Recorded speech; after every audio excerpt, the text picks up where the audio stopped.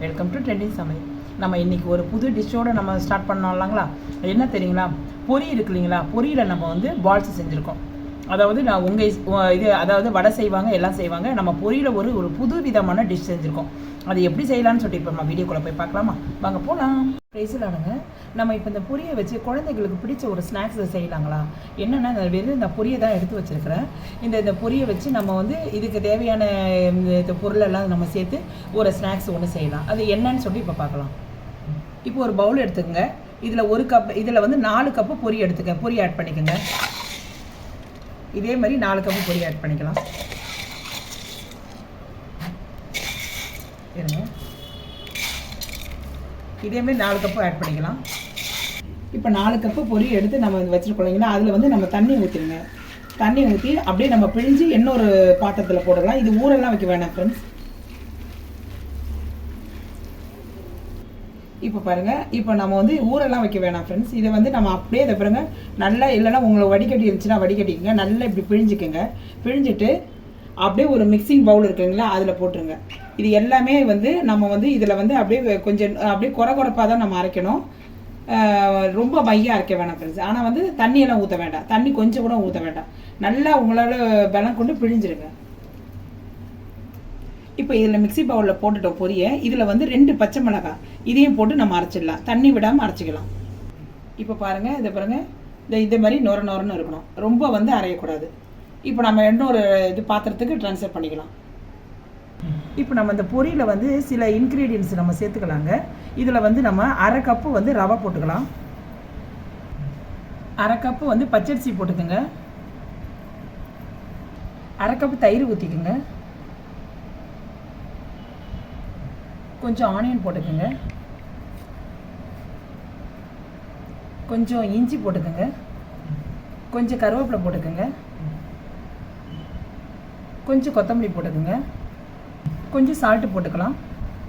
கொஞ்சம் சீரகம் போட்டுக்கலாம்.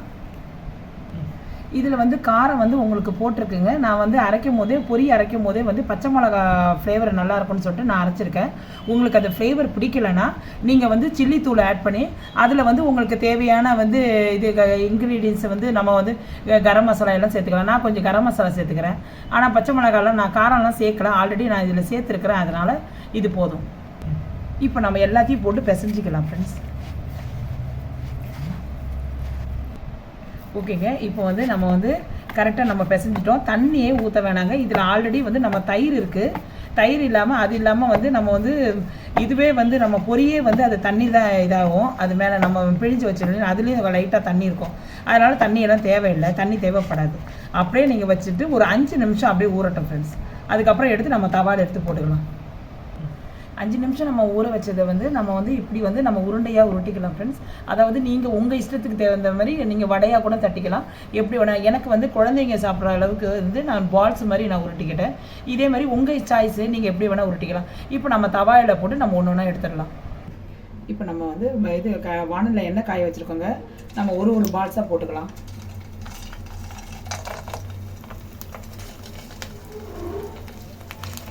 ஓகேங்க, நம்ம இப்போ எல்லாமே வந்து பொரியில் செஞ்ச பால்ஸ் எல்லாம் நம்ம எடுத்துட்டோம். இதே மாதிரி பொசிஷனில் இருக்கும்போது நம்ம எல்லாத்தையும் எடுத்துலாம். இப்போ நம்ம சேவ் பண்ணிடலாம். முடிஞ்சிச்சுங்க, எல்லாமே நம்ம சேவ் பண்ணிடலாம். ஓகே ஃப்ரெண்ட்ஸ், இப்போ நம்ம வந்து பொரியில் செய்த இது பால்ஸ் வந்து நம்ம ரெடி பண்ணிட்டோம். எவ்வளோ முருவலாக நல்லா கிறிஸ்பியாக இருக்கும். குழந்தைங்க வந்து ஸ்கூல்லேருந்து வந்த உடனே இது வந்து அதிக நேரமே இருக்காதுங்க. அதிக நேரமே வந்து எண்ணி நாங்கள் ஒரு 10 நிமிஷம் இருந்தால் போதும். கடகடனை நம்ம வந்து இது பொரியை இது பண்ணி நம்ம உருட்டி நம்ம உடனே தவாவில் போட்டு எடுத்து குழந்தைங்களுக்கு கொடுத்துடலாம். டீ போடுற நேரத்தில் இதை செஞ்சிடலாம். உங்களுக்கு இது பிடிச்சிருந்தா லைக் பண்ணுங்கள். இப்போ நான் ஒன்று எடுத்து நான் பிரித்து காட்டுறேன் பாருங்கள். அதுக்கு தகுந்த மாதிரி சாஸ் வச்சுருக்கேன். நீங்கள் வந்து தேங்காய் சட்னி அந்த மாதிரி இருந்துச்சுன்னா இதுக்கு வாட்டமாக இருக்கும். நான் இப்போ சாஸ் தான் வச்சுருக்கேன். இப்போ பாருங்கள், உங்கள் முன்னாடி வந்து நான் வந்து இது பண்ணி காட்டுறது பாருங்கள். எவ்வளோ கிறிஸ்பியாக இருக்குது பாருங்கள்.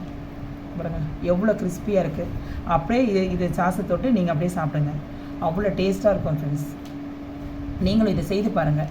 செய்து பார்த்துட்டு இந்த வீடியோ பிடிச்சிருந்தா லைக் பண்ணுங்கள், கமெண்ட் பண்ணுங்கள், சப்ஸ்கிரைப் பண்ணுங்கள். இதோட வந்து நாளைக்கு ஈவினிங் வந்து நம்ம வந்து ஒரு புது ரெசிபியோடு சந்திக்கலாம் ஃப்ரெண்ட்ஸ். ஓகே தென் பாய்.